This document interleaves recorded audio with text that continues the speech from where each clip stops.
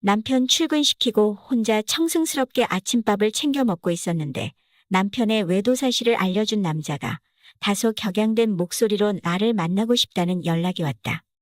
약속 장소에 들어서자 웬 중년의 남자가 카페 구석탱이에 심각한 표정을 지으며 혼자 앉아 있는데 난 단박에 그 남자가 내 남편과 바람 피우는 여자의 남편이라는 것을 알았다. 만나서 반갑습니다. 근데 이른 아침부터 무슨 일이세요? 그동안 신분을 감춰오던 그 남자가 먼저 만나자고 해서 나도 많이 의아한 상태였다. 이거 당신 남편 거 맞죠? 하며 손수건을 하나 건네주는데 그것은 작년 남편 생일 때 작은 조카가 선물로 주었던 닥스 손수건이었다. 그게 왜 거기 있는 거죠? 그 남자는 한참 동안 말이 없더니 어렵게 말을 꺼냈다. 당신 남편 어제도 새벽에 들어왔죠? 네, 회사에서 회식이 있다고 하던데. 회식은 무슨? 당신 남편이랑 내 마누라랑 어제도 새벽까지 함께 있다가 집에 들어간 거예요. 이 손수건은 우리 와이프 차에 떨어뜨려 놓고 간 거고요. 그래도 아직 심정만 있지 확실한 물증이 없잖아요. 이 일을 어쩌면 좋죠? 이제 와서 그런 것 따지면 뭐예요? 거짓말하고 새벽까지 둘이 있었던 게 밝혀졌는데. 하고는 그 남자가 긴 한숨을 쉬었다.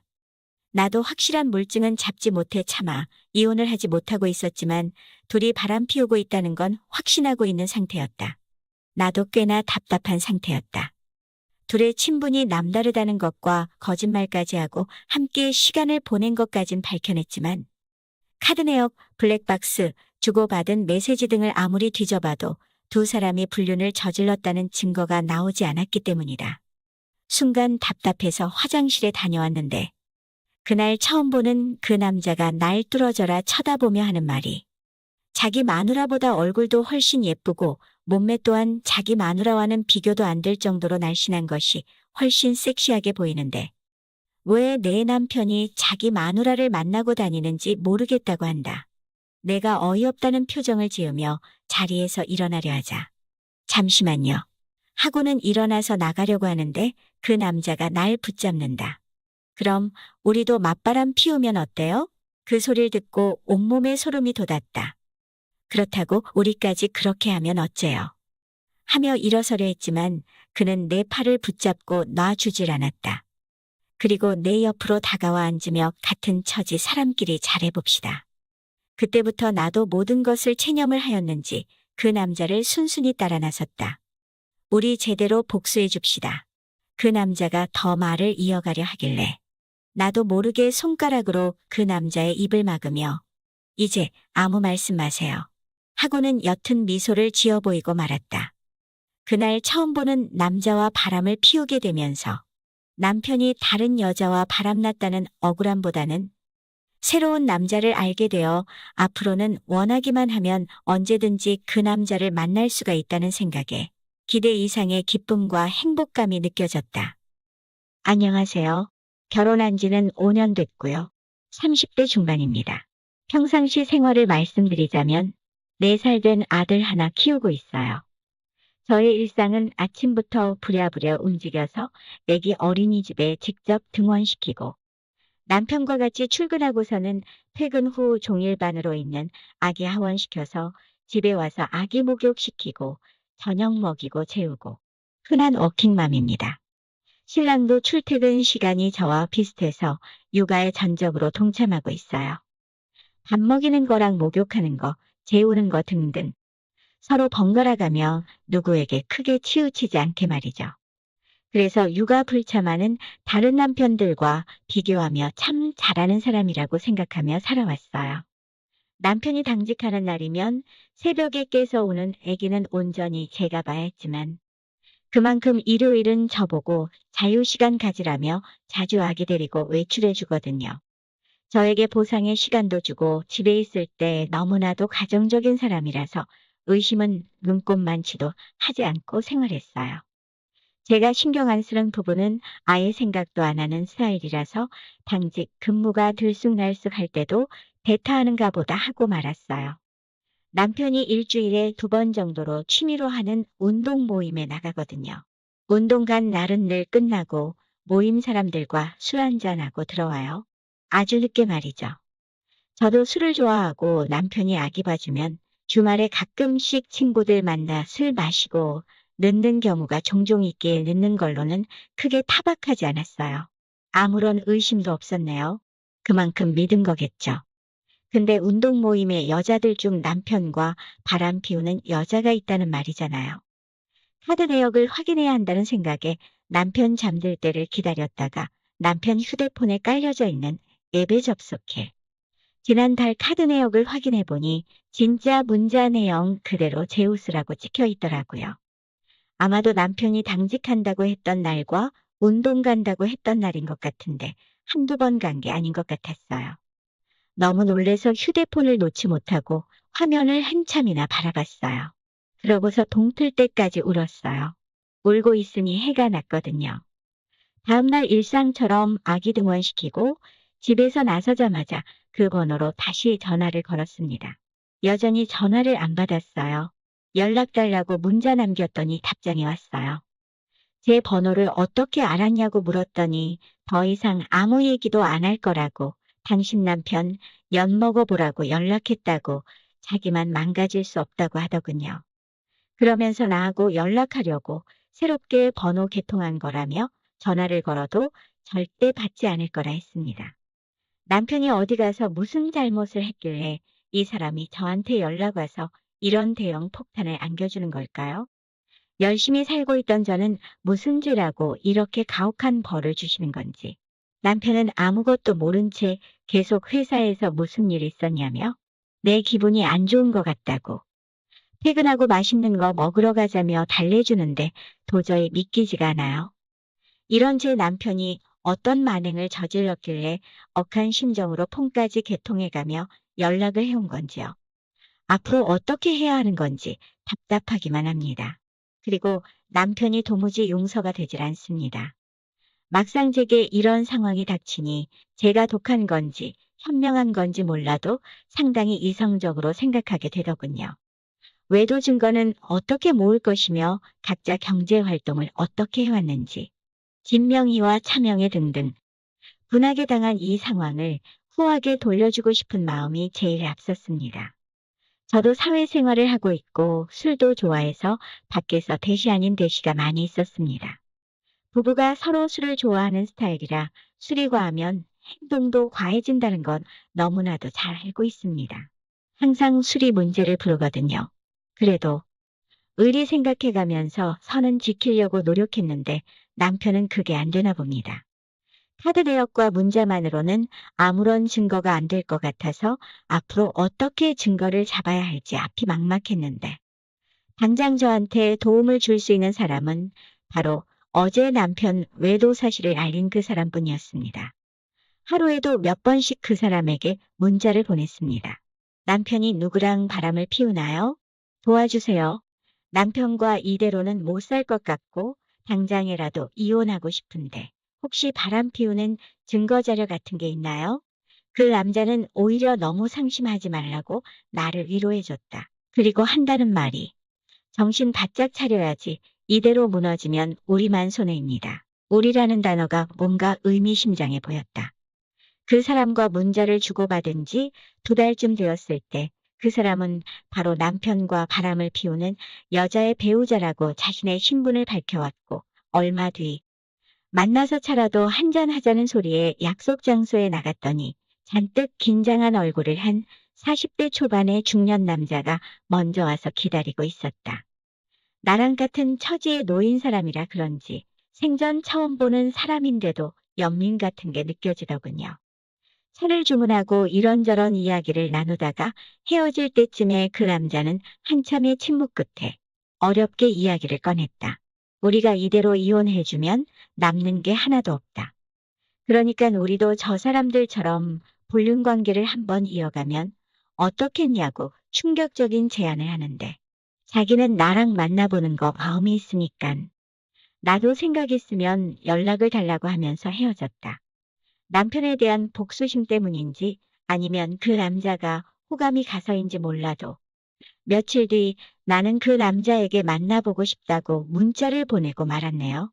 그리고 수개월째 그 남자와 바람을 피우고 있습니다. 이제 남은 거라곤 서로에 대한 거짓과 불신밖에 없는데. 첫째가 흥분해서 소리쳤습니다. 어머니! 그럴 순 없어요. 우리한테 이럴 순 없다고요. 저는 그의 눈을 똑바로 바라보며 말했습니다. 할 수 있고 말고. 이미 다 끝난 일이야. 첫째는 무릎을 꿇고 애원했습니다. 어머니, 제발요. 우리에게 기회를 주세요. 잘못했습니다. 그의 모습에 잠시 마음이 흔들렸지만 저는 곧 마음을 다잡았습니다. 너무 늦었다, 얘들아. 너희도 먹고 살만하니 그만 만족하거라. 안녕하세요, 여러분. 나이 70이 넘은 저는 이곳 경상도 깊은 산속 낡고 허름한 집에서 홀로 지내고 있습니다. 창밖으로 보이는 울창한 숲과 맑은 계곡물 소리가 저의 유일한 친구이자 위안이 되곤 합니다. 몇 년 전 남편을 하늘나라로 보내고 난 후 세상에 홀로 남겨진 듯한 외로움이 저를 짓눌렀습니다. 그때만 해도 자식들이 저를 위로해 주길 바랐습니다. 하지만 시간이 지날수록 자식들의 연락은 뜸해졌고 이제는 연락이 끊겨 간간히 소식만 들려오죠. 그래도 조금은 덜 외로울 수 있던 건 마을 이장님께서 가끔 들러 제 안부를 물어봐서죠. 할매, 아들들한테 연락 왔소? 이장님의 걱정 어린 목소리에 저는 그저 쓴웃음만 지을 뿐입니다. 주변 이웃들도 저를 볼 때마다 안타까운 눈빛을 보내며 수군거립니다. 아들들이 서울에서 잘 나가는 것 같은데 엄마한테 한 번을 안 찾아온대. 그들의 말에 가슴이 아프지만 저는 담담한 표정을 지으려 노력합니다. 하지만 사람들은 모릅니다. 제 마음 깊숙이 묻어둔 커다란 비밀을. 그것은 바로 남편이 남기고 간 경기도 성남의 100억 원 상당의 꼬마 빌딩입니다. 남편은 생전에 여보, 이 건물은 우리의 노후를 위한 거예요. 하지만 욕심 많은 우리 아들들에겐 말하지 말아요. 자식들이 스스로의 힘으로 성공하길 바라오. 라고 말씀하셨습니다. 저는 남편의 뜻을 따라 이 사실을 아무에게도 알리지 않았습니다. 심지어 저의 피와 살을 나눈 아들들조차 모르고 있습니다. 봄, 여름, 가을, 겨울. 계절이 바뀌어도 저희 일상은 변함이 없었습니다. 아침에 일어나 마당에 채소밭을 돌보고 집 앞 계곡에서 빨래를 하고 저녁이면 텔레비전 앞에 앉아 드라마를 보는 것이 전부였습니다. 가끔 몸이 아플 때면 혼자서 버스를 타고 읍내 병원에 다녀오곤 했습니다. 그럴 때마다 자식들 생각에 눈물이 났지만 저는 제 안에 있는 자식들에 대한 서운함을 꾹꾹 눌러 담았습니다. 그러던 어느 날 갑작스럽게 첫째 아들 부부가 찾아왔습니다. 몇 년 만에 보는 아들의 얼굴에 반가움보다는 의아함이 앞섰습니다. 첫째는 항상 야망에 차 있던 아이로 대학 시절부터 사업 성공을 꿈꾸며 가족보다는 자신의 미래만을 줬던 아이였습니다. 어머니, 너무 오랜만입니다. 사업이 바빠서 자주 찾아뵙지 못했네요. 첫째의 목소리에는 미안함보다는 형식적인 공손함이 묻어 있었습니다. 그의 옆에 선 며느리는 겉으로는 환한 미소를 지었지만 그녀의 눈빛에서 저는 무언가 다른 의도를 읽을 수 있었습니다. 어머님, 정말 보고 싶었어요. 앞으로는 자주 찾아뵙겠습니다. 며느리의 말에 저는 그저 고개를 끄덕일 뿐이었습니다. 첫째 내외가 갑자기 찾아온 이유가 궁금했지만 저는 침착하게 그들의 다음 행동을 지켜보기로 했습니다. 첫째 부부가 방문한 지 얼마 지나지 않아 이번에는 둘째 아들 부부가 찾아왔습니다. 이놈들이 웬일인가 싶었죠. 둘째는 형보다는 조금 더 소극적인 성격이었지만 이번에는 뭔가 다른 모습이었습니다. 그의 눈빛에는 의심과 경계심이 서려 있었습니다. 어머니, 저희가 이렇게 늦게 찾아와 죄송합니다.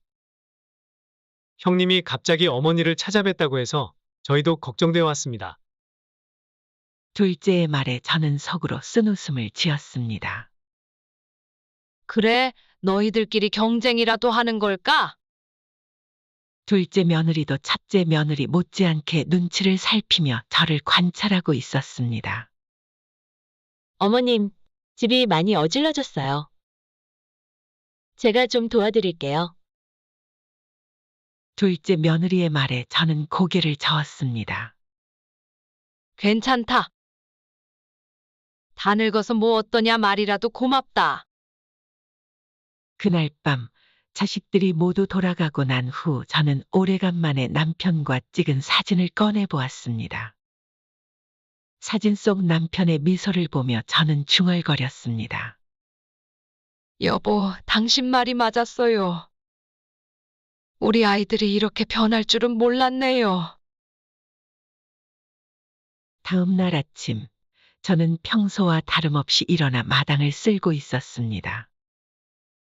그때 갑자기 마을 이장님이 급하게 찾아오셨습니다. 할매, 이제 여기 떠나려고? 섭섭하네요. 이장님의 말에 저는 무슨 일인가 해서 들어봤죠.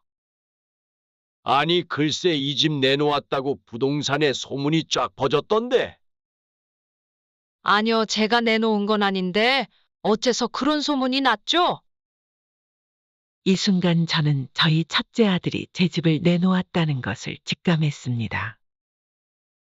왜냐하면 예전부터 첫째는 돈 욕심이 많아 얼마 되지 않은 제 집마저 탐을 냈었거든요. 며칠이 지나고 첫째 아들이 다시 찾아왔습니다. 이번에는 혼자였습니다. 아들의 얼굴에는 뭔가를 숨기려는 듯한 표정이 역력했습니다. 어머니, 제가 오늘은 중요한 얘기가 있어서 왔습니다. 저는 묵묵히 그를 바라보았습니다. 첫째는 잠시 머뭇거리다가 입을 열었습니다. 실은 어머니께서 성남에 꽤 큰 건물을 가지고 계신다는 걸 알게 되었습니다. 그게 사실인가요? 순간 저희 심장이 빠르게 뛰기 시작했지만 표정을 관리하며 담담하게 대답했습니다. 그래, 내 아버지가 남긴 거란다. 첫째의 눈이 커졌습니다. 어머니, 그렇다면 왜 지금까지 말씀해 주시지 않으셨나요? 저희가 어머니를 더 잘 모실 수 있었을 텐데. 그의 말에 저는 쓴웃음을 지었습니다. 내가 건물을 가지고 있으면 더 잘 모시고 아니면 연락도 없는 거냐? 첫째는 잠시 침묵하다가 조심스럽게 말을 이어갔습니다. 그게 어머니, 그 건물 관리가 쉽지 않으실 텐데. 제가 대신 관리해 드리면 어떨까요? 어머니께서는 편하게 지내시고 저희가 건물 관리를 맡아볼게요. 그의 말에 담긴 숨은 의도를 간파한 저는 고개를 저었습니다. 괜찮다. 내가 알아서 할 테니 신경 쓰지 말거라. 첫째는 실망한 기색을 감추지 못하고 돌아갔습니다. 그가 떠나자마자 둘째에게서 전화가 왔습니다. 어머니, 형이 다녀갔다고 들었습니다. 무슨 일 있으셨나요? 저는 한숨을 쉬며 대답했습니다. 별일 아니다. 너희 형이 그냥 들렀다 갔을 뿐이야. 둘째의 목소리에는 의심이 가득했습니다. 어머니, 혹시 형이 무슨 요구를 하지는 않았나요? 내가 걱정할 것 없다. 다 내가 알아서 할 테니 신경 쓰지 말거라. 전화를 끊고 나니 마음이 복잡해졌습니다. 자식들의 탐욕스러운 모습에 실망감이 밀려왔지만 다음 날 첫째와 둘째 아들들은 가족 모임을 제안했습니다. 저는 자식들의 의도를 알면서도 동의했습니다. 모임 장소는 읍내의 한 식당이었습니다. 식당에 도착하자 아들들과 며느리들이 이미 와 있었습니다. 자식들의 얼굴에는 어색한 미소가 가득했습니다. 식사가 시작되고 첫째가 입을 열었습니다. 어머니, 이제 저희와 함께 지내시는 게 어떨까요? 이 산골에서 혼자 지내시기에는 너무 외로우실 것 같아요. 둘째도 거들었습니다. 맞아요, 어머니. 저희가 모시고 살겠습니다. 저는 그들의 말을 듣고 있자니 가슴이 아파왔습니다. 이미 둘째도 알고 있구만. 하지만 저는 감정을 누르고 담담하게 대답했습니다. 고맙지만 난 지금 이대로가 좋구나. 산속 생활이 편해. 첫째 며느리가 나섰습니다. 어머님, 하지만 그 집이 너무 낡았잖아요. 위험할 수도 있어요. 그 집을 팔고 더 나은 곳으로 가시는 게 어떨까요? 순간 분노가 치밀어 올랐지만 저는 참았습니다. 대신 조용히 대답했습니다. 그 집은 내 남편과의 추억이 가득한 곳이야. 팔 생각이 없단다. 식사가 끝나갈 무렵 둘째가 조심스럽게 말을 꺼냈습니다. 어머니, 저희가 알아보니까 그 성남에 건물이 꽤 가치가 있더라고요. 혹시 그 건물 관리는 어떻게 하고 계신가요? 저는 그들의 눈빛을 하나하나 살폈습니다. 탐욕과 조급함이 가득한 자식들의 모습에 마음이 아팠습니다. 이내 자식들끼리 싸움이 시작됐죠. 저는 물려준다는 말 한마디 없었지만 첫째 며느리가 말했어요. 그래도 장남이 어머니 재산을 먼저 물려받아야 하지 않겠어요? 호호, 무슨 소리예요? 어머니 재산은 내가 물려받아야 되지 않아요? 저희가 더 어려운 형편이잖아요. 둘째의 목소리였습니다. 무슨 소리야? 내가 왜? 내가 장남인데 당연히 내가 받아야지. 첫째가 언성을 높였습니다. 저는 그 자리에 얼어붙은 채 그들의 대화를 듣고 있었습니다. 장남이 뭐, 형은 나 챙겨준 적 있어? 난 아직 빚도 있어서 힘들다고. 둘째의 목소리가 떨렸습니다. 웃긴 애네. 너가 빚이 있는 건 너가 똑바로 안 살아서 그렇지 그거를 내 탓을 하냐? 어머니 재산은 원래 장남 몫이야. 첫째의 목소리에는 분노가 가득했습니다. 아니야, 형! 어머니도 분명 내 형편을 더 걱정하실 거야. 그러니까 내가 물려받아야 해. 꿈도 꾸지 마. 내가 어머니를 모실 거니까 당연히 재산도 내가 관리해야 돼. 그러다 자식들의 싸움의 화살이 곧 저에게 돌려졌죠. 그러고 보니 왜 그동안 재산에 대해 말씀 안 하신 거예요? 우리가 아들이 아닙니까? 우리가 이렇게 싸우는 게 어머니 때문이에요. 저는 그의 돌변한 태도에 놀라 말을 잇지 못했습니다. 둘째도 가세했습니다. 맞아요, 어머니. 우리한테 숨기고 혼자만 알고 계셨다니? 우리를 믿지 않으시는 거예요? 얘들아, 그게 아니라 제가 해명하려 했지만 그들은 제 말을 자르고 계속해서 따져 물었습니다. 첫째가 씩씩거리며 말했습니다.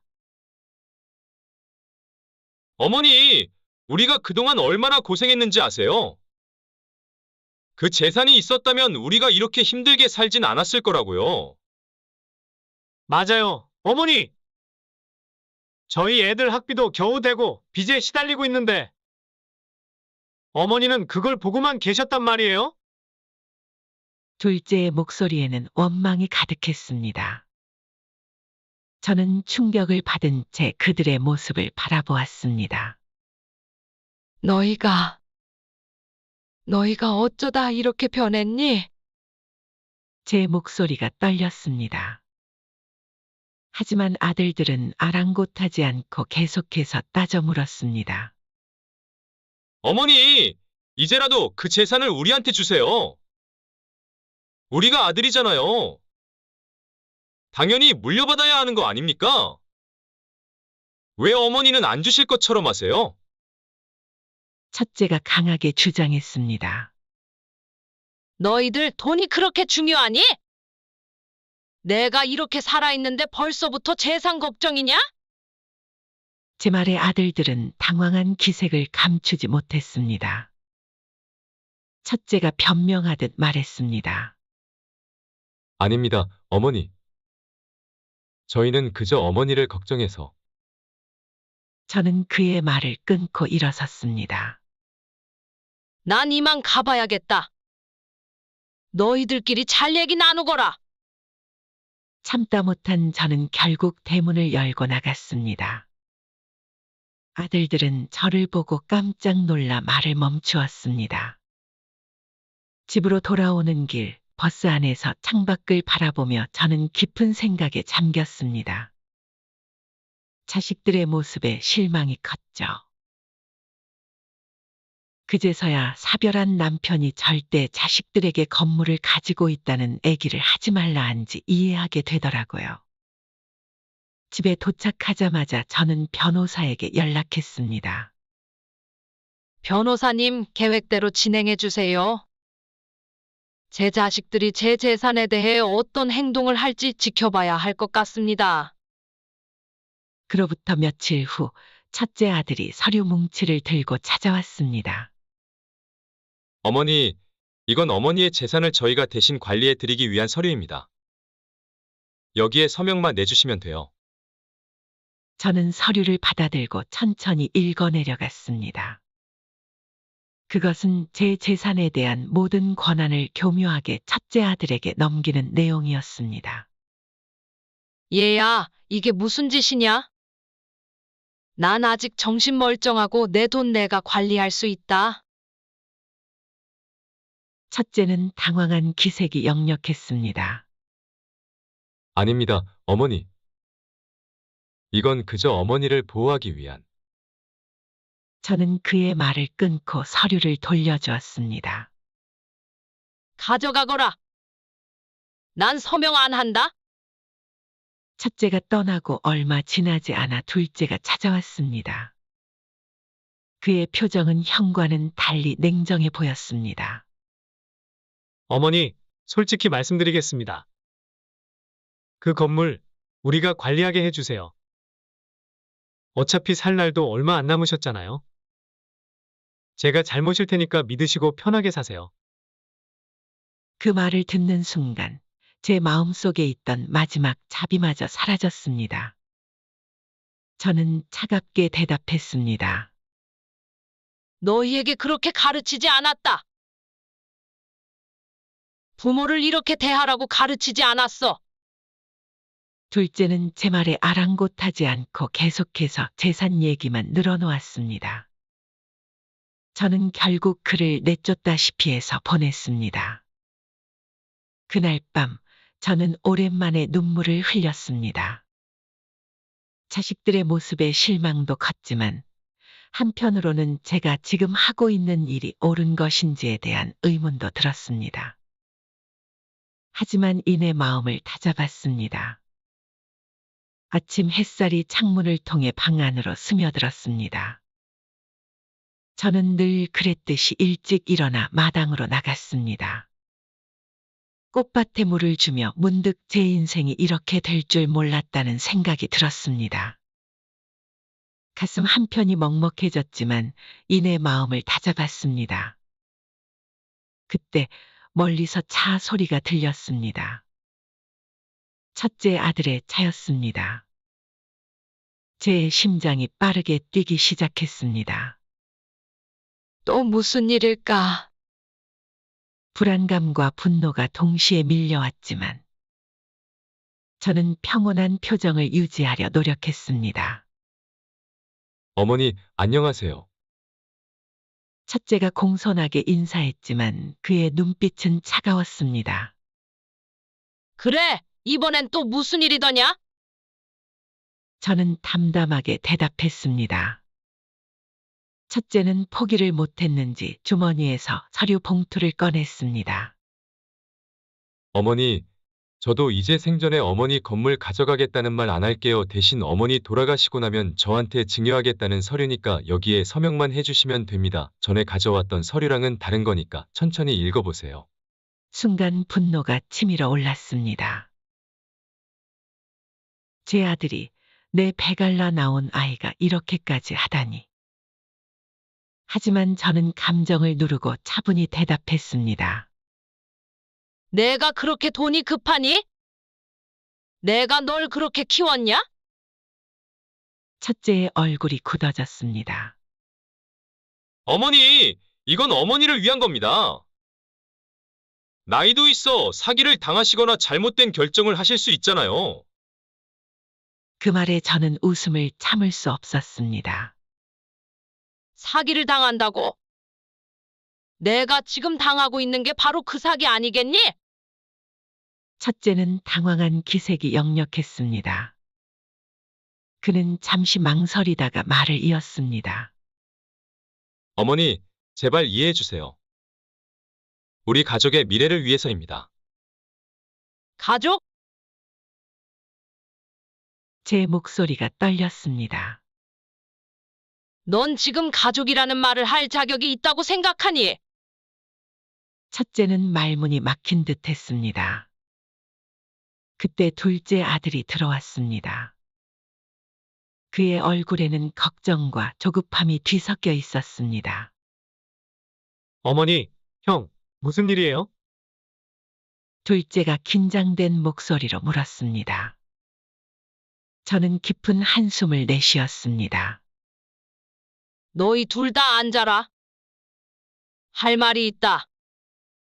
아들들이 소파에 앉자 저는 천천히 말을 이어갔습니다. 난 너희가 이렇게 변할 줄 몰랐다. 내 재산이 그렇게 중요하니? 둘째가 변명하듯 말했습니다. 아닙니다, 어머니. 저희는 그저 그만! 제 목소리가 높아졌습니다. 더 이상의 거짓말은 듣고 싶지 않다. 여지껏 나를 여기 산에 혼자 남긴 채 버리고 가고 몇 년 동안 연락 한 번 없다가 이제 와서 나를 생각한다고? 지나가던 개가 없겠다. 방 안에 무거운 침묵이 내려앉았습니다. 저는 천천히 일어나 옷장으로 걸어갔습니다. 그리고 오래된 상자 하나를 꺼내왔습니다. 이게 뭔지 아니? 저는 상자를 열며 물었습니다. 안에는 낡은 사진들과 편지, 그리고 아이들이 어렸을 때 만든 그림들이 가득했습니다. 이건 내가 평생 모아온 보물이란다. 너희의 어린 시절 우리 가족이 행복했던 순간들. 제 목소리가 떨렸습니다. 눈물이 볼을 타고 흘러내렸지만 저는 아랑곳하지 않았습니다. 난 이것들이 내 진짜 재산인 줄 알았어. 하지만 이제 보니 이것들은 아무 의미 없는 것 같구나. 저는 쓴웃음을 지었습니다. 너희가 그토록 원하던 그 재산 내가 모두 정리했다.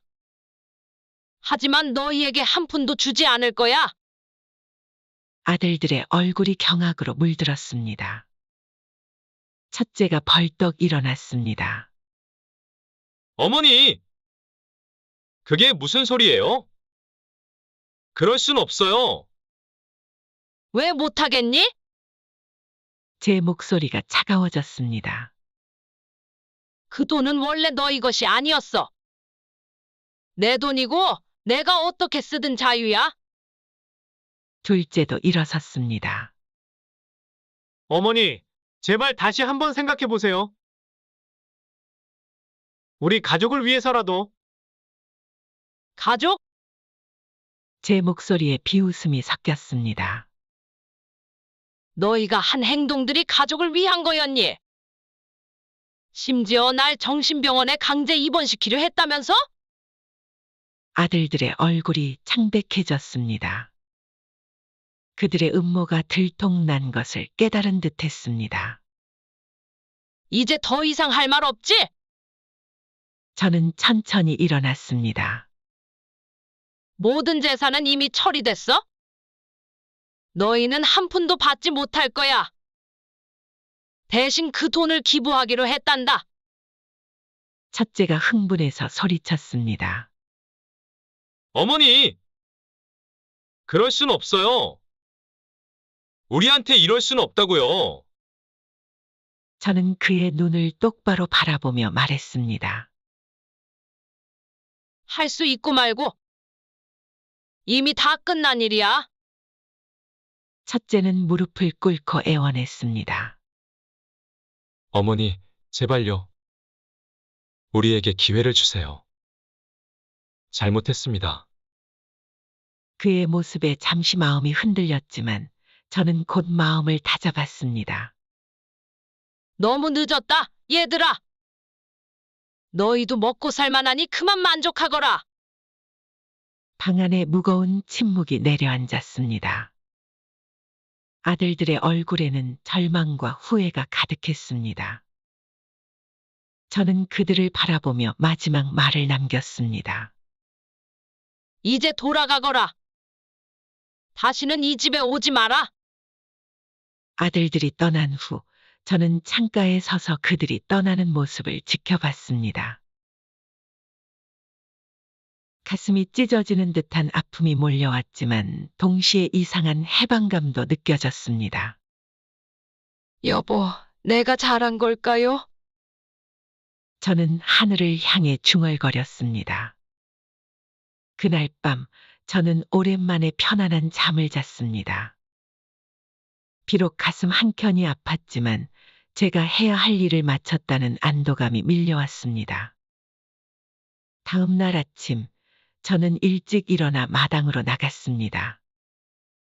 그때 멀리서 이장님이 걸어오는 모습이 보였습니다. 할매, 어제 무슨 일 있었소? 아들들이 화나서 떠나는 걸 봤는데. 저는 미소를 지으며 대답했습니다. 괜찮아요, 이장님. 이제 모든 게 끝났어요. 새로운 시작을 할 때가 됐죠. 이장님은 걱정스러운 눈빛으로 저를 바라보았지만 더 이상 묻지 않았습니다. 그렇소? 뭐, 할매가 그렇게 말씀하시니 그런가 보죠. 건강히 지내시오. 이장님이 떠난 후 저는 집 안으로 들어와 오래된 사진첩을 펼쳤습니다. 행복했던 시절의 추억들이 눈앞에 펼쳐졌습니다. 눈물이 흘렀지만 이번에는 후회의 눈물이 아니었습니다. 이제 정말 끝이구나. 저는 중얼거렸습니다. 하지만 동시에 새로운 시작이기도 해. 창밖으로 보이는 푸른 하늘을 바라보며 저는 앞으로의 삶에 대한 희망을 품었습니다. 비록 혼자지만 이제는 진정한 자유와 함께 살아갈 수 있을 것 같았습니다.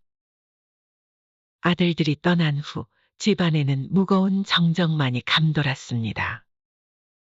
창밖으로 보이는 산의 풍경은 여전히 아름다웠지만 제 마음속은 폭풍우가 지나간 듯 혼란스러웠습니다. 이제 정말 끝인가? 저는 중얼거리며 낡은 소파에 몸을 기댔습니다. 그때 전화벨이 울렸습니다. 수화기를 들자 변호사의 목소리가 들렸습니다. 어르신, 모든 절차가 완료되었습니다. 재산은 전부 자선단체로 이전되었고, 아드님들은 법적으로 어떤 권리도 주장할 수 없습니다. 고맙습니다, 변호사님. 제 목소리는 담담했지만 가슴 한편이 무거워졌습니다. 전화를 끊고 창밖을 바라보니 갑자기 모든 것이 허무하게 느껴졌습니다. 제가 평생 모은 재산 그리고 제 핏줄. 모두 한순간에 사라져버린 것 같았습니다. 다음 날 아침 예상치 못한 손님이 찾아왔습니다. 첫째 며느리였습니다. 어머님, 제발 한 번만 더 기회를 주세요. 저희가 잘못했어요. 첫째 며느리의 목소리에는 간절함이 묻어 있었습니다. 하지만 저는 이미 마음을 굳혔습니다. 애기 못 들었나 보구나. 이제 그만 돌아가거라. 더 이상 할 말이 없다.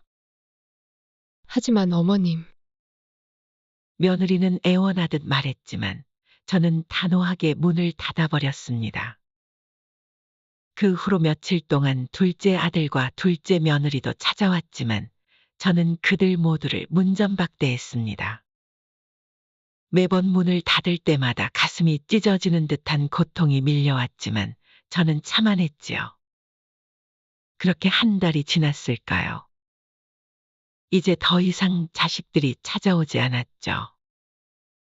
처음에는 해방감이 들었지만 곧 깊은 외로움이 저를 덮쳤습니다. 저에게는 내연녀가 있고 그 내연녀는 바로 처제입니다. 맞습니다. 어디에 얘기도 못하지만 자랑하고 싶어서 글을 보냅니다. 남자라면 꿈꾸는 로망, 처제와의 사랑, 바로 제가 하고 있습니다. 제 사연을 보시고 어떤 분들은 부러워할 것이고 어떤 분들은 손가락질 할 거라는 거 압니다. 하지만 마음에 손을 얹고 생각해보세요. 솔직히 처제랑 사랑하고 싶은 마음이 전혀 없는지. 저와 처제의 스토리를 보시면서 처제가 있는 분들은 한번 시도해보시거나 없는 분들은 스스로 위로라도 해보시길 바랍니다.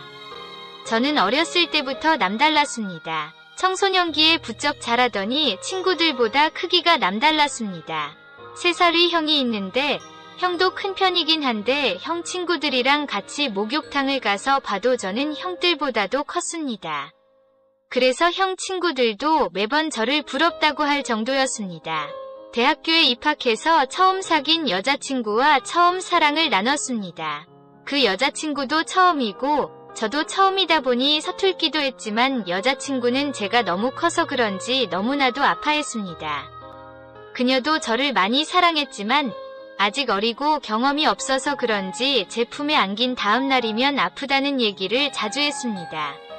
그때는 단지 크기만 하고 기술이 없어서 그런지 그녀도 사랑의 묘미를 몰라서 그런지 관계가 그렇게 원활하지 않았고 결국 헤어졌습니다. 군대를 다녀와서 만난 여자친구들은 그래도 경험이 있어서 그런지 제가 큰 거를 너무 좋아했습니다. 저를 볼 때마다 전 남자친구와 비교를 하면서 놀라거나 무지 좋아했습니다. 첫 여자친구를 제외한 여자친구들은 제가 큰 걸 너무나도 만족스러워했고 저는 격렬하게 그녀들을 예뻐해 주었습니다. 졸업을 하고 돈을 벌면서 가끔씩 친구들이랑 여자들이 서비스를 해주는 술집을 몇 번 갔었습니다. 그곳은 북창동식 스타일이라고 해서 양주와 맥주를 먹고 놀다가 마지막에 노래를 틀면 여자들이 서비스를 해주는 곳이었습니다. 보통 이정현의 노래를 틀어줬는데 요즘도 가끔 유튜브나 텔레비전에서 이정현 노래가 나오면 그때 서비스를 해주던 그녀들이 생각이 나고는 합니다. 아무튼 그곳에 있는 분들은 아무래도 프로이기 때문에 많은 남자들을 봐왔을 것이었습니다. 항상 그곳에 가면 듣는 이야기가 제가 많이 크다는 것이었습니다. 오래 일한 여자들도 자기가 본 남자들 중에 세 손가락 안에 들어간다며 우스갯소리로 일본으로 넘어가서 배우를 해도 될 거라고 했습니다. 오피스도 몇 번 가봤었습니다. 그곳에서 프로라고 할 만큼 많은 경험이 있는 여성분들이 있는 곳인데 보통 보호를 위해서 고무장갑을 끼는데 어떤 여성분은 제가 큰 게 너무 좋다며 고무장갑을 끼지 말자고까지 했습니다. 그녀를 안는데 너무나도 좋아하더군요. 보통 그런 곳은 남자들이 빨리 흥분하고 끝낼 수 있도록 여자들이 일부러 애절한 소리를 낸다고 하던데 그녀는 찐이었습니다. 처음 그녀를 아는 날 그녀는 자신의 가명을 알려주며 다음에는 꼭 지명해 달라고까지 했습니다. 그 뒤로 몇 번 그녀를 지명해서 갔는데 보통 샷이 추가될 때마다 추가 금액이 붙는데 그녀는 추가 금액 없이 투샷을 해줬습니다.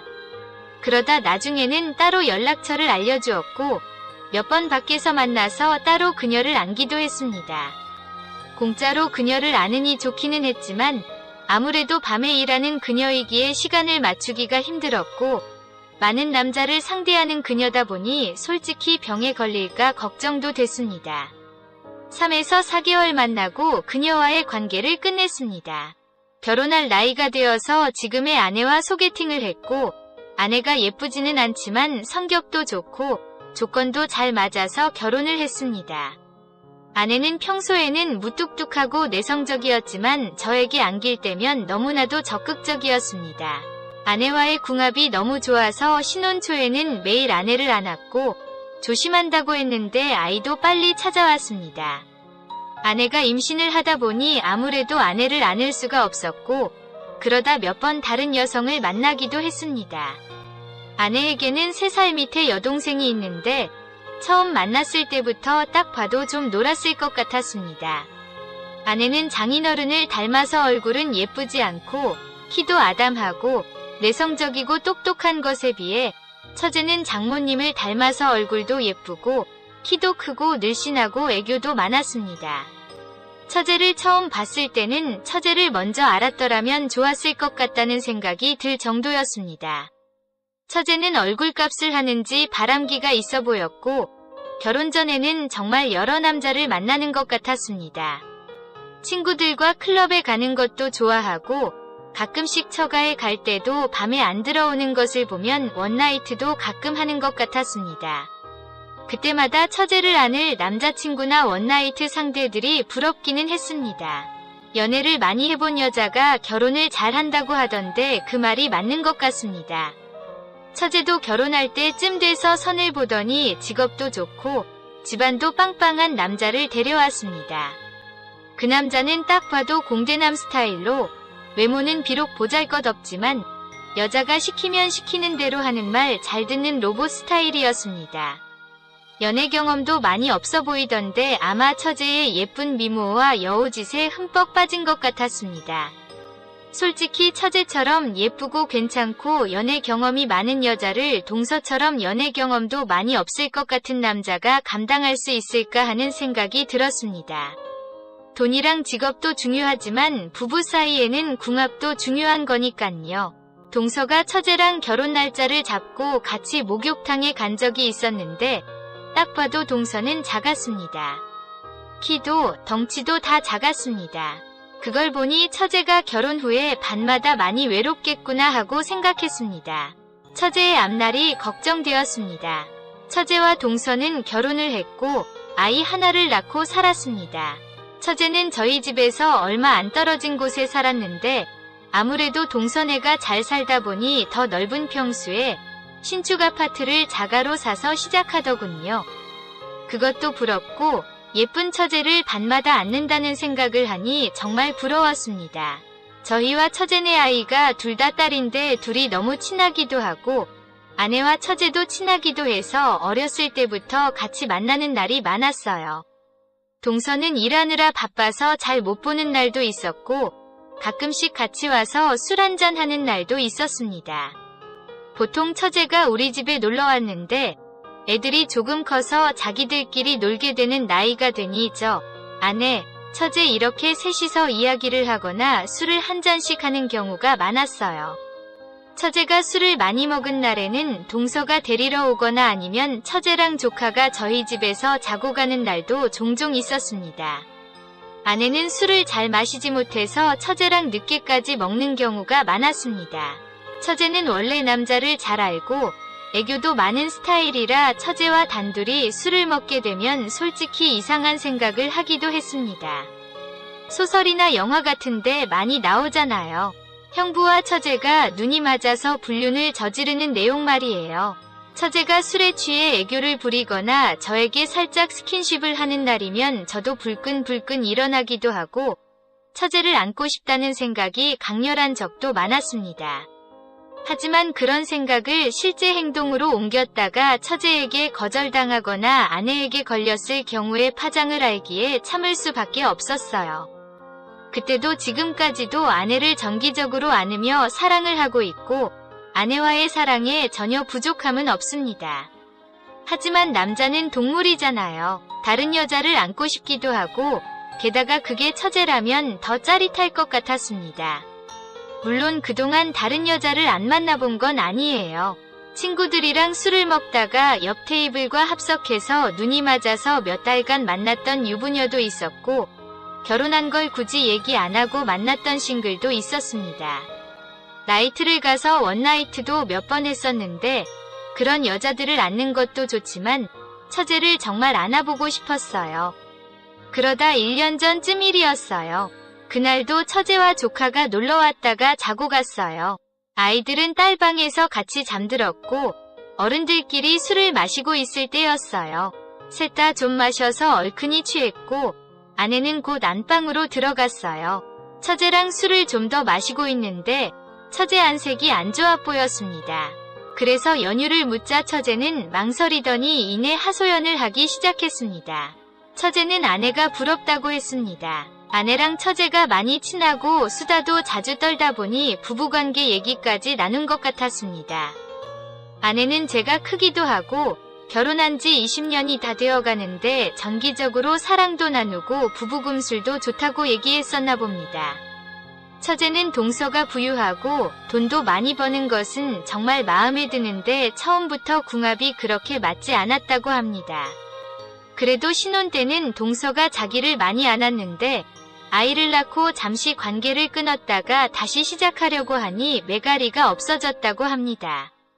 잘 되지도 않고 게다가 워크홀릭이라 항상 피곤하다며 관계를 소홀히 했다고 합니다. 아이가 어렸을 때는 아이 키우는 맛 때문에 그나마 참을만 했는데 아이가 좀 크고 나니 자기도 여자로서 사랑을 받고 싶은데 동서는 자기를 안을 생각조차 잘 하지 않았다고 합니다. 저는 부부 생활에서 제일 중요한 게 궁합이라고 생각하기 때문에 게다가 동서보다는 처제가 더 제 가족이라 생각해서 그러면 다른 남자를 만나보는 게 어떻겠냐고 물었습니다. 동서는 한숨을 쉬더니 그런 생각을 안 해본 게 아니라고 합니다. 자기 친구들도 대부분 내연남들이 있는데 그래서 자기도 적당한 선에서 남자를 만나볼까도 했답니다. 그러던 중 친구 중 한 명의 내연남이 친구에게 빠져서 이혼하고 자기에게 오라고 하는 걸 차단해버렸더니 친구 남편에게 말해서 발칵 뒤집어졌다고 합니다. 괜히 다른 남자 만났다가 그런 경우가 생기면 지금 누리고 있는 것들과 아이에게 몹쓸 짓일 거라고 하더군요. 처제는 다른 남자 만나는 건 정말 원하지만 행여나 비밀이 탄로나 가정이 파탄날까봐 그게 두려운 것 같았습니다. 저는 그때 많이 취하기는 했지만 그때를 놓치면 다시 기회가 없을 것 같았습니다. 우리 둘 다 취하기도 했으니 혹시나 처제가 거절해도 생각 안 나는 것처럼 없던 일로 해도 될 것 같았습니다. 그래서 처제에게 진담인 듯 농담처럼 말을 했습니다. 처제 나이에는 남자 품에 안기고 싶은 나이인데 남자 품에 못 안기고 그래서 스트레스 받으면 병이 난다. 다른 남자 만날 생각은 있는데 비밀 유지 때문에 망설이면 비밀 유지가 확실히 되는 사람을 만나면 어떻겠냐고 물었습니다. 처제는 자기는 꼭 몸을 풀고 싶다며 비밀 유지되는 사람이 어떤 사람이냐고 묻길래 저는 저라고 답했습니다. 저랑이라면 몸도 풀 수 있고 당연히 저도 처제도 무덤에 들어갈 때까지 비밀 유지할 것 아니냐고 우리 둘이라면 절대 들키는 일 없을 거라고 했습니다. 처제는 당황해하며 농담하지 말라고 했지만 저는 진심이라며 언니에게 들었겠지만 품질은 보장한다고 했습니다. 처제의 얼굴이 호기심으로 바뀌는 것을 알아차렸고 그때를 놓치지 않고 처제에게 입맞춤을 했습니다. 처제는 처음에 당황해하더니 이내 저를 받아들였고 처제는 조금 후 제가 큰 것을 확인할 수 있었습니다. 아내가 안방에 자고 있고 아이들도 있으니 그날은 입맞춤으로만 서로의 마음을 확인할 수 있었습니다. 그리고 나서 며칠 뒤 처제에게 카톡을 보냈고 처제랑 이런저런 겉도는 얘기를 하다가 단도직입적으로 얘기했습니다. 처제를 안고 싶은데 처제 마음은 어떻냐고. 처제는 아내에게 미안하다. 걸리면 가정 파탄난다라며 두려워하는 모습이었지만 단호히 끊지 않는 걸 보니 마음이 아예 없는 건 아닌 것 같아서 처제의 걱정을 안심시키며 계속 구슬렸습니다. 결국 처제와 따로 만나기로 약속했고 저는 휴가를 내고 출근하는 척하며 처제네 집에 갔습니다. 처제는 카톡으로는 많이 빼는 모습이었는데 막상 따로 만나니 적극적인 모습이었습니다. 란제리를 입고 있었고 제가 들어서자마자 저에게 안겼습니다. 그런 처제의 적극적인 모습에 저희는 그날 아침 우리의 비밀스러운 첫날 밤을 가졌습니다. 아내도 화끈하지만 역시 처제가 최고였습니다. 나이도 어리기도 할 뿐더러 결혼 전에도 남자들을 많이 만나고 다닌 처제라 그런지 스킬이 남달랐습니다. 물론 처음에는 형부인 저에게 안기는 게 어색한 듯 긴장한 모습도 보였지만 결국 그런 것들은 다 잊은 듯 저와의 사랑을 엄청 즐기는 모습이었습니다. 저도 저지만 처제의 체력도 대단했기 때문에 우리의 첫사랑은 정말 대단했고 오래 걸렸습니다. 우리는 둘 다 땀에 번복이 되어서 껴안았습니다. 처제에게 어땠냐고 물으니 제가 정말 대단하다며 언니가 그동안 정말 좋았겠다고 하더군요. 그러면서 혹시 언니 말고 다른 사람 만나봤던 거 아니냐고 갑자기 물었고 저는 맹세코 그런 적이 없다고 거짓말을 했습니다. 처제는 이렇게 저에게 안길 것 진작 안 꼈으면 좋았을 것을 그동안의 시간이 너무 아깝게 느껴진다 하더군요.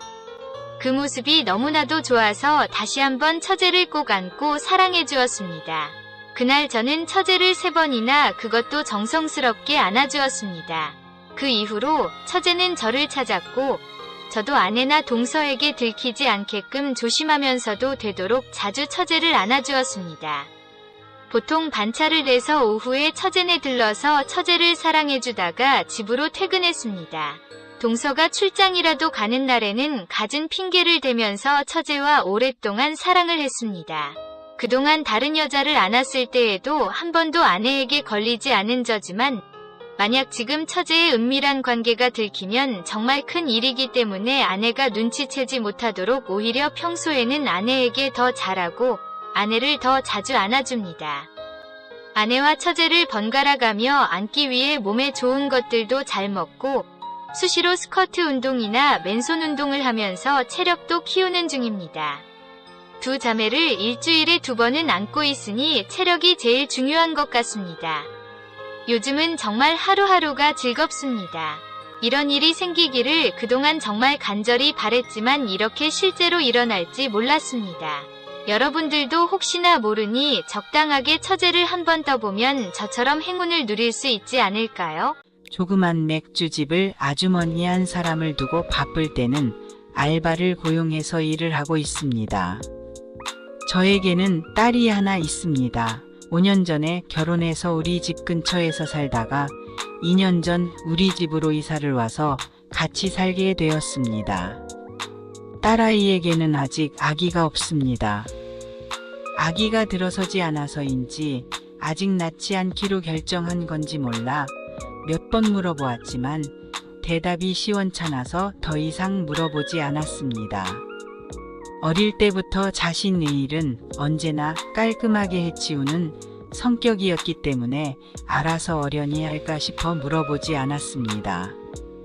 그래서 3사람이 한 집에서 살게 되었습니다. 우리 집은 주택가에 있는 2층 단독주택입니다. 나는 2층에 살고 딸과 사위는 1층에 살게 되었습니다. 1층이 더 넓어서 딸에게 1층에 살라고 하니 좋다고 했습니다. 오랜 동안 가게 일을 해왔기 때문에 힘든 건 아니었지만 나이가 들어감에 따라 예전과 같지 않았습니다. 딸은 딸대로 직장 생활이 힘이 드는지 예전에는 퇴근길에 가끔 가게에 들러 청소나 설거지를 돕기도 했지만 요즘은 들른 적이 없습니다. 딸은 중견기업에서 제품 개발을 하는 부서에서 일을 하는데 요즘은 직급이 올라 일도 많아졌고 책임도 많아져서 집에 들어오면 잠자기 바쁜 모양입니다. 사위와 딸은 같은 직장, 같은 부서에서 만났어요. 그래서 사위는 딸이 어떤 일을 하는지, 얼마나 힘드는 일인지 잘 알기 때문에 집안일을 잘 도와주었습니다. 사위와 딸은 같은 직장에 있다가 사위는 더 큰 회사에 스카웃되어 갔습니다. 처음에는 승진도 했어요. 그러다가 몇 년이 지나자 딸이 있는 직장이 더 커져버리고 사위가 있던 직장은 자꾸 쪼그라들기 시작하더니 사위는 결국 그 직장을 그만둬버렸습니다. 사위는 능력이 있는지 사위를 원하는 곳이 여러 곳 있었지만 좀 더 생각해보고 간다고 했습니다. 가끔 제품 설계 일거리가 오면 며칠씩 방 안에서 나오지 않고 일을 하다가 그걸 끝내면 우리 가게에 와서 일을 도와주었습니다. 그러던 어느 날 우리 가게에서 일하던 아주머니가 갑자기 수술을 하게 되었다며 그만두게 되었습니다. 갑작스런 일이라 사람을 구할 수도 없었습니다. 그래서 나를 도와주러 왔던 사위에게 말하니 자기가 당분간 아주머니 일을 하겠다고 했습니다. 월급은 아주머니만큼 주실 거죠 라며 씩씩하게 말하는 사위를 보고 마음이 흐뭇했습니다. 딸도 일 없이 있는 것보다 엄마를 돕는 게 좋겠다며 흔쾌히 남편을 허락했습니다. 딸은 자기 남편이 여자들보다 꼼꼼하고 싹싹하게 일 잘한다고 추켜 세웠습니다. 그날 이후 나는 사위와 밤늦게까지 일을 했습니다. 우리 딸의 말처럼 사위는 일을 썩 잘했습니다. 늦게까지 일하고 청소를 다 해놓으면 피로도 풀 겸 한쪽 테이블에 소주를 놓고 한잔하기도 했습니다. 두어 달 정도 같이 일하다 보니 점점 옛날 남편과 함께 있는 것처럼 사위가 편해졌고 술이라도 한잔한 날은 사위의 팔짱을 끼고 퇴근하는 것이 자연스러울 정도가 되었습니다. 처음에는 팔짱을 끼고 가다가 내 젖가슴을 느낀 사위는 팔을 슬그머니 빼내었지만 어느 날부터는 일부러 더 밀착시키는 것이었습니다. 나는 그런 사위가 귀여웠습니다. 어떤 날은 일을 마치고 나서 가게의 소파에 앉아 한 팔로 어깨를 두드리는 나를 보고는 내 뒤에 살그머니 나타나 어깨를 주물러 주었습니다. 별게 아닌데도 나는 사위의 손길이 좋았습니다. 나도 모르게 사위가 내 맘속에 자리 잡기 시작하는 걸 알고 내 스스로 깜짝 놀랐습니다. 그러던 어느 날 아마도 그날은 비가 많이 와서 손님도 없고 해서 빨리 문을 닫은 날이었습니다. 입구를 걸어 잠그고 홀에 불을 모두 끄고 구석의 한 테이블에만 불을 켰습니다. 나는 사위와 술을 한잔하고 싶었습니다. 사위는 내 마음을 읽었는지 빠르게 테이블에 술상을 차렸습니다. 바깥은 이미 천둥이 치고 번개가 번쩍 거렸습니다. 빗방울이 유리창을 사납게 때리고 있었습니다. 사위는 내 곁에 바짝 붙어 앉았습니다. 그가 술을 한 잔씩 부어 건배를 하자고 했습니다. 그렇게 해서 술이 한 잔씩 들어가기 시작하고 발음이 약간씩 꼬이기 시작했습니다. 무척 감상적이 되었습니다. 마음도 조금씩 흔들렸습니다. 남편이 죽고 나서 이렇게 남자와 단둘이서 술을 마셔본 적이 없었습니다. 사위를 어깨동무하듯 어깨를 두르고 그의 어깨를 토닥거렸습니다. 문득 사위가 사내로 보이기 시작했습니다. 사위는 토닥거리는 내 손길을 그대로 두었습니다. 술을 한 잔 들이키더니 사위도 내 손등을 토닥였습니다. 그리고 내 손등을 가만히 쓰다듬었습니다. 남편이 죽은 후 10년도 더 지났는데 사위이긴 하지만 남자와 손을 잡고 남자의 크다란 손이 내 손을 쓰다듬고 있으니 가슴이 두근거렸습니다. 사위의 손은 너무나도 부드러웠습니다. 나는 사위의 손에서 살며시 손을 빼내어 사위의 뺨을 어루만졌습니다.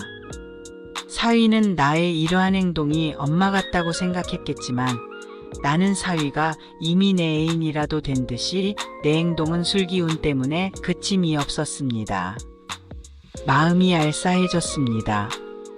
나도 다른 여자들처럼 남편의 사랑을 받고 작은 사랑의 행복을 느끼는 그런 시절이 없었다는 것이 마음 아팠습니다. 사위가 말했습니다. 장모님이 지혜보다 더 여자 같으세요. 지혜는 내 딸아이 이름입니다. 나는 갑자기 딸의 이름을 들으니 정신이 확 드는 것 같았습니다. 자네가 많이 취한 것 같네. 나도 많이 취했고 치우는 건 내일하고 이제 일어나세. 그러자 사위가 돌아보며 말했습니다. 장모님만이 사랑합니다. 일어나는 날을 두 팔을 크게 벌리고 꽉 감싸 안았습니다. 내 어깨에 남자의 두 팔이 덮이는 느낌이 너무 좋았습니다.